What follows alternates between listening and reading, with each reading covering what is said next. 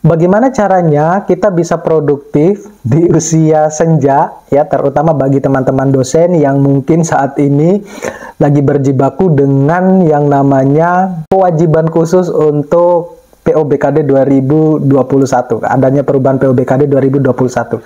Ayo kita bahas.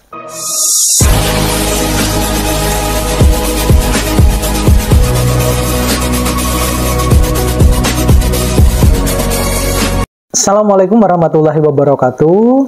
Pertanyaan yang paling mendasar adalah bagaimana sih caranya kita, misalnya Bapak Ibu yang sudah senior, tetap produktif di dalam menulis artikel-artikel ilmiah yang kemudian nanti akan dipublikasikan di jurnal, baik itu mungkin di jurnal nasional maupun di jurnal internasional. Nah, apa yang saya share ini merupakan pengalaman ketika saya melihat teman-teman Bapak Ibu dosen saya di kampus yang sudah senior dan mulai produktivitasnya dalam menulis sudah mulai menurun. Nah, beberapa dosen juga saya bantu. Nah, ini keterkaitan dengan bagaimana kita bisa produktif, ya. Meskipun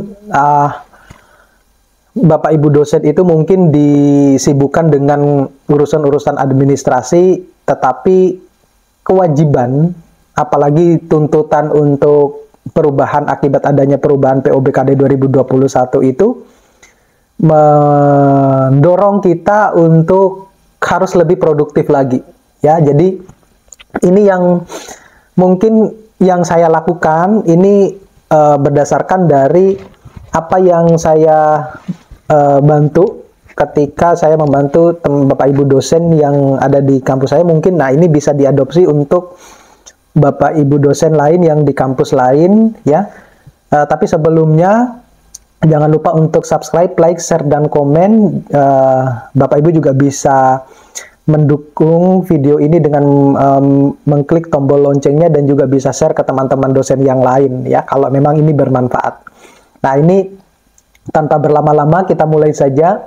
Yang pertama itu adalah kalau saya dulu, ya, untuk membantu teman-teman dosen yang produktif itu biasanya saya sarankan adalah tentukan dulu tujuan kita menulis jurnal itu seperti apa, ya.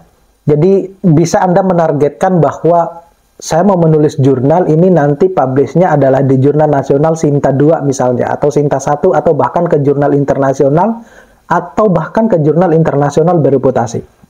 Jadi tentukan dulu tujuan kita menulis jurnal itu untuk apa, ya. Jadi sebelum kita memulai menulis, pastikan bahwa Bapak Ibu itu tahu apa yang ingin Anda capai, ya, dalam menulis jurnal, ya. Tentunya dari target tadi, saya mau menulisnya targetnya adalah ke jurnal nasional ataupun ke jurnal internasional.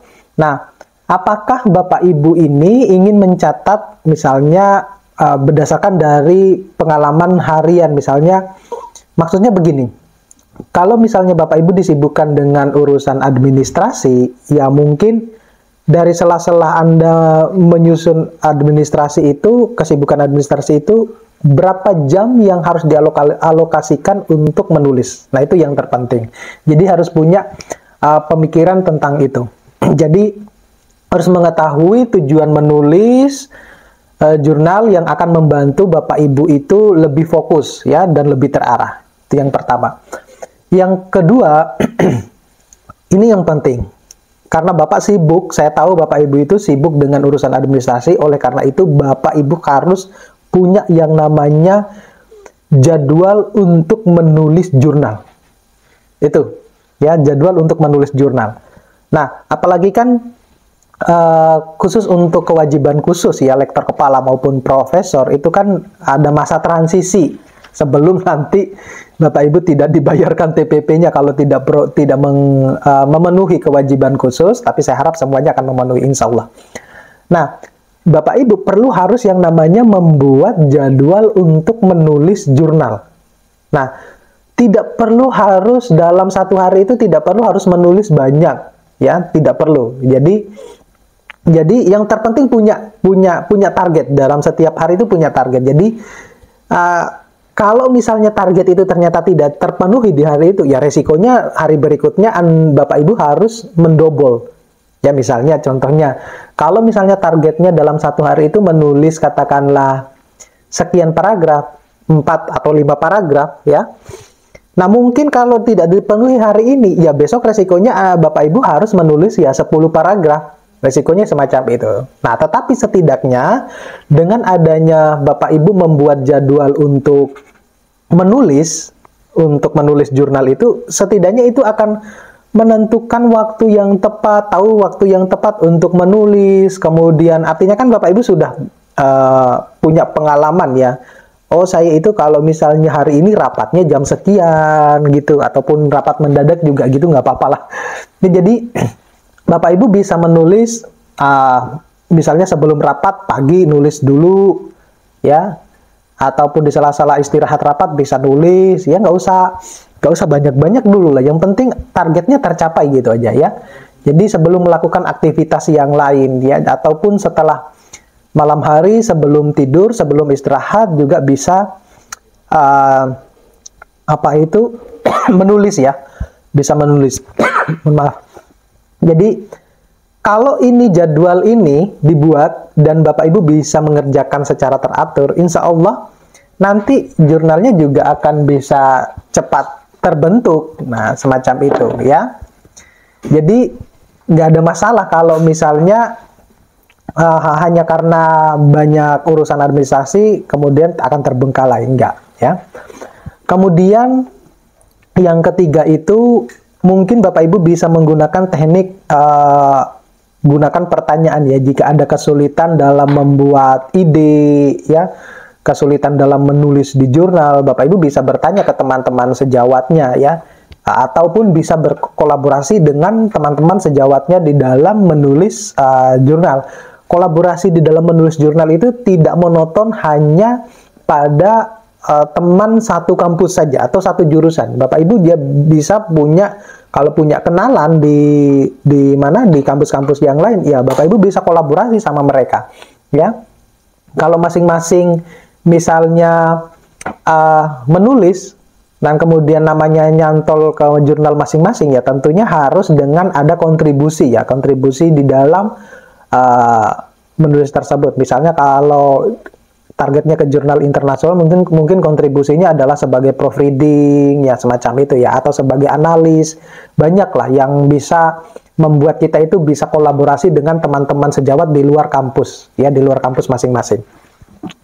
Kemudian yang keempat itu adalah Bapak Ibu harus bisa menyisihkan waktu yang cukup untuk menulis ya, menyisihkan waktu yang cukup untuk menulis. Pastikan bahwa dalam menyisihkan waktu yang cukup untuk menulis itu terutama ditargetkan karena untuk jurnal Anda ya, jurnal Bapak Ibu. Jangan terlalu terburu-buru, jangan terlalu lama juga dalam sehingga menunggu waktu aktivitas lain ya. Silahkan Bapak Ibu mengatur waktu sendiri ya yang cukup, duduk tenang, handphonenya di silent dulu ya, jangan buka-buka handphone dulu. Nah ini biar Bapak Ibu bisa fokus dan menulis dengan baik. Nah itu tujuannya.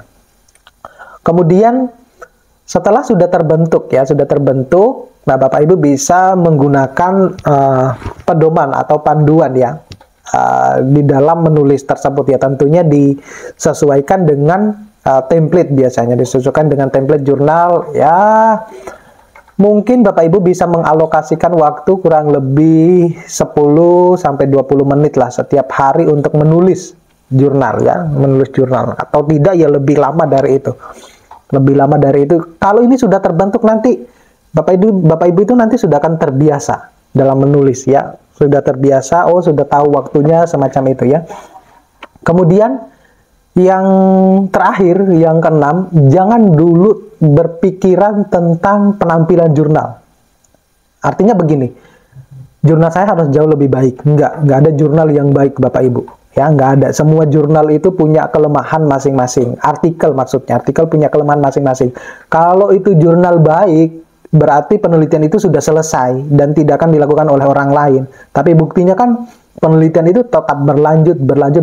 Itu artinya bahwa tidak ada satupun artikel yang beredar di jurnal-jurnal itu yang baik. Kenapa demikian? Saya mendapatkan informasi ini dari profesor saya, ya, yang dia sudah memiliki banyak artikel jurnal yang publish di jurnal internasional. Jadi tidak ada satupun artikel, kita tidak bisa mengklaim bahwa ini adalah jurnal yang baik, enggak. Semua jurnal itu punya kelemahan. Jadi jangan terlalu memikirkan penampilan jurnal. Yang terpenting itu nulis aja dulu. Nulis. Nanti kan bisa saling sharing, tolong dong ini dibacakan jurnal saya, nanti karena saudara sudah terlibat untuk memberikan masukan, nanti saya cantumkan nama bapak atau ibu di jurnal saya, kan begitu. Nah sayangnya kan banyak teman-teman kita yang kadang sudah dibantu, namanya nggak dicantolkan lagi. Itu yang terjadi di ini ya, banyak sekali kejadian. Artinya beda sekali dengan yang ada di luar negeri. Ya, tetapi beberapa kolega itu yang punya penelitian dengan dosen luar di luar kampusnya juga sudah sangat banyak ya. Jadi jangan terlalu dulu memikirkan tentang penampilan jurnal harus baik, kemudian harus rapi, itu urusan belakangan itu ya. Yang terpenting itu ya. Itu kira-kira kurang lebih buat saran buat Bapak Ibu yang mau produktif di usia sudah senior ya, khususnya untuk memenuhi kewajiban khusus ya.